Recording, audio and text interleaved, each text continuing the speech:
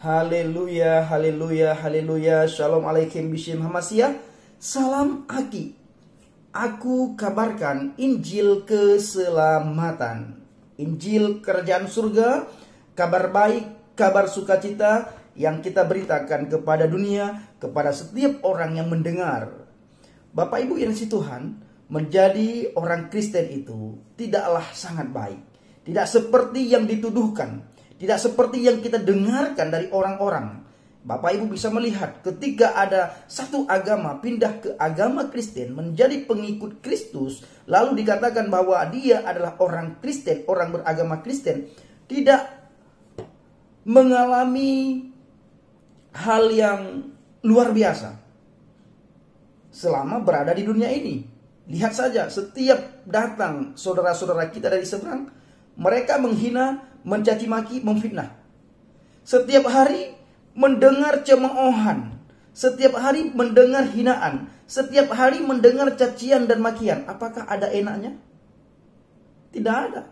Yang menjadi pertanyaannya Bapak Ibu yang si Tuhan, seandainya mereka itu yang menghina, yang mencaci maki, yang mengolok-ngolok, seandainya mereka ini adalah orang tuanya Konghucu, apakah mereka terlahir di dalam agama Islam? Apakah mereka yakin bahwa mereka itu akan beragama Islam? Ini kita mengajak mereka untuk terbuka pikirannya, terbuka hatinya, sehingga tidak serta-merta mereka mencaci maki, menghina dan mengolok-ngolok, serta menjelek-jelekkan orang yang sudah percaya kepada Yesus. Boleh mereka menghina, mencaci maki dan mengolok-ngolok apabila orang yang sudah percaya kepada Yesus ini mencaci maki agama sebelumnya, menghina agama sebelumnya, menjelek-jelekkan agama sebelumnya. Ini kan tidak. Nah, justru ketika ada orang Kristen yang masuk ke agama Islam, mereka bangga-banggakan luar biasa, walaupun orang yang mereka banggakan itu adalah orang yang suka menghina agama sebelumnya, orang yang suka mencaci maki agama sebelumnya, orang yang suka menjelek-jelekkan agama sebelumnya. Nah, ini dipuja-puja sama mereka. Ini kan aneh bin ajaib ini. Nah, harusnya fair. Bukan justru ketika ada orang yang bertobat percaya kepada Yesus mereka hina. Mereka lihat tutur katanya, lihat dari perbuatan mereka. Kalau kita kembali ke Bible, kembali ke Alkitab, kamu akan dikenal dari buahnya. Lihat buah kehidupan sehari-harinya, lihat tutur katanya, lihat jalannya, lihat gaya hidupnya. Apakah gaya hidup orang yang sudah bertobat atau belum? Sama halnya ketika mereka melihat mualaf yang suka menghina, yang suka mencaci maki, yang suka menjelek-jelekkan. Contohnya siapa? Saya sering kasih contoh Yahya Waloni, yang setiap hari, setiap waktu, setiap saat dia mencaci maki, menghina. Tidak pernah keluar kata-kata yang menyejukkan hati orang yang mendengar, tetapi kata-kata yang membuat yang bisa membangkitkan amarah orang yang mendengar. Nah, apakah orang-orang yang seperti ini yang dikatakan orang yang bertaubat sudah mendapatkan rahmatan lil alamin, sudah mendapatkan hidayah? Jauh daripada hidayah, jauh daripada rahmatan lil alamin kalau kita melihat dari tutur kata mereka. Nah, sekarang pertanyaan kita kepada saudara kita yang sering datang ke kolom komentar kita, menghina, mencaci maki, menjelek-jelekkan Bapak Ibu. Seandainya mereka ini lahir dari seorang ibu, di mana ibu itu beragama Konghucu, yakinkah mereka ini ketika mereka lahir itu beragama Islam atau tidak? Atau sebaliknya, ketika mereka itu dilahirkan dari seorang ibu yang punya agama Kristen, yang beragama Kristen, Katolik, Protestan, agama Buddha, agama Hindu, yakinkah mereka ini bahwa kelak ketika mereka remaja, dewasa dan tua, mereka beragama Islam? Nah, saya suka dengan salah satu komentar dari saudara kita orang Islam beberapa hari yang lalu ya. Beliau kasih komentar begini, Kalau nggak salah saya semalam entah kemarin. Yang jelas komentar beliau saya sangat-sangat apresiasi. Beliau katakan, saya senang sekali dengan orang-orang yang mau mencari Tuhan. Saya beragama Islam. Tetapi saya tidak benci dan tidak menghina ketika ada orang yang masuk ke agama lain. Karena lakum dinukum waliyadin. Agamamu bagimu, agamaku bagiku. Dan masuk surga juga tidak bisa nebeng. Tidak bisa karena orang tua kita itu pendeta atau orang tua kita itu kiai, lalu kita bisa nebeng sama mereka untuk masuk surga. Nggak bisa. Komentar beliau begitu menyejukkan. Beliau seorang Islam, seorang Muslim. Nah, inilah orang Muslim yang sejati sebenarnya. Tidak merasa rugi ketika ada orang lain yang masuk agama Kristen. Apalagi beliau menghina, mencaci maki, menjelekkan. Nggak ada faedahnya bagi beliau. Nah, justru ketika ada orang lain yang masuk Kristen, yang masuk agama lain, introspeksi diri. Kenapa banyak orang yang murtad? Kenapa setiap hari banyak orang yang murtad? Bapak Ibu bisa melihat di channel-channel Kristen. Setiap malam ada orang yang bersaksi dari agama Islam menjadi pengikut Kristus. Dari agama Islam menjadi percaya kepada Yesus dan masuk Kristen. Bahkan menjadi penginjil, menjadi pendeta. Ada yang menjadi pendeta, ada yang menjadi pastor. Ini sebenarnya yang harus diintrospeksi. Kenapa mereka bisa percaya kepada Yesus? Ada apa? Apakah gara-gara ekonomi? Apakah gara-gara perut? Apakah gara-gara sarimi? Apakah gara-gara pakaian yang sering dilontarkan oleh saudara kita dari seberang? Yang sering difitnah oleh saudara kita dari seberang? Sebenarnya yang terjadi justru sebaliknya di lapangan. Saya selalu bawa nama Mentawai. Karena di Mentawai itu banyak sekali pemuda-pemudi Mentawai diajak masuk agama Islam. Di daerah Saibi, mereka bawa sembako ke sana. Dan sembako itu dibagikan khusus kepada orang Islam. Dan apabila ada orang Kristen yang ingin mengambil sembako tersebut, harus masuk Islam dulu. Kalau tidak, enggak akan dikasih. Bila tidak percaya, datang ke Saibi, daerah Sibrut, Mentawai, Kepulauan Mentawai. Datang ke sana.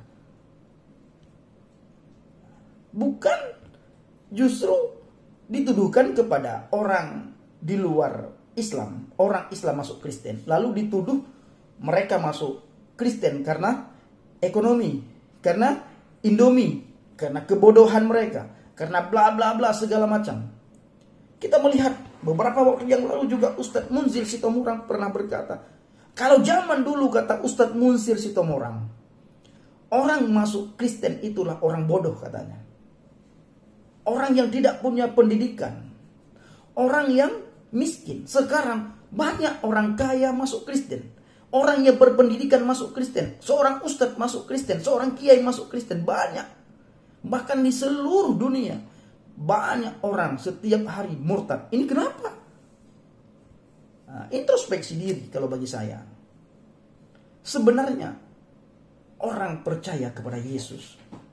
Menjadi pengikut Kristus.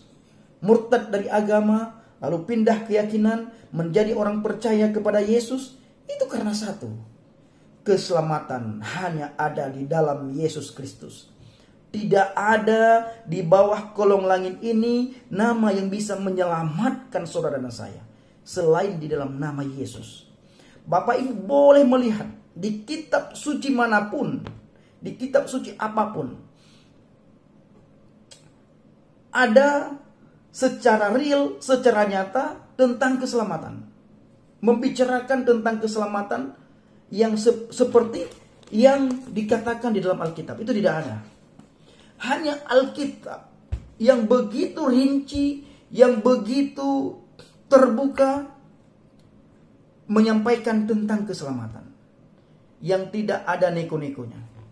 Tidak dengan amal kebaikan, tidak dengan pergi ke Yerusalem, tidak dengan bersedekah, tidak dengan amal yang lain, tidak dengan membantu orang lain masuk surga, tapi dengan percaya kepada Yesus. Tetapi bukan berarti setelah percaya kepada Yesus boleh melakukan sesuka hati yang sering dituduhkan oleh saudara kita. Bukan. Bukan berarti setelah orang itu percaya kepada Yesus, orang itu boleh melakukan kesalahan, boleh berzina, boleh melakukan hal-hal yang tidak diinginkan oleh Tuhan. Bukan. Justru sebaliknya, ketika orang itu percaya kepada Yesus, orang itu diubahkan, dikasih hati yang baru, hidup yang baru, dan roh yang baru. Ini Bapak Ibu yang kasih Tuhan. Hanya demi keselamatan. Makanya Ustadz Muzir Sitomorang berkata, zaman ini, zaman sekarang ini, orang percaya kepada Yesus itu bukan lagi orang miskin, bukan lagi orang bodoh. Justru orang-orang yang punya pendidikan tinggi. Pernah dia berkata seperti itu. Bapak Ibu silakan melihat salah satu video, ketik aja di Google Ustadz Muzir Sitomorang, itu muncul videonya. Beliau pernah berkata seperti itu. Dan beliau berkata setiap hari ratusan orang murtad percaya kepada Yesus. Ini kenapa? Dan saya tanyakan sekali lagi, Bapak Ibu, silakan lihat di kitab mana yang membicarakan tentang keselamatan yang begitu nyata, yang begitu hebat, yang begitu baik, yang bukan karena amal, yang bukan karena kebaikan segala macam. Dan di kitab mana yang ada jaminan keselamatan, yang ditulis secara nyata tentang jaminan keselamatan? Kitab mana? Silahkan Bapak Ibu cari.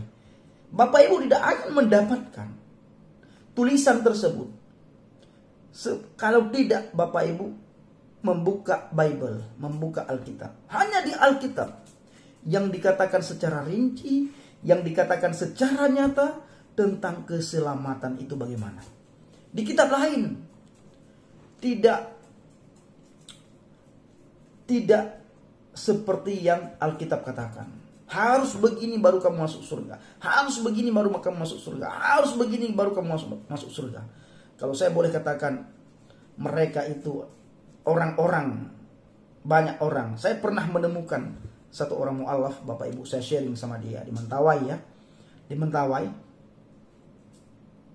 dia sendiri yang mengatakan, kadang-kadang saya ketakutan.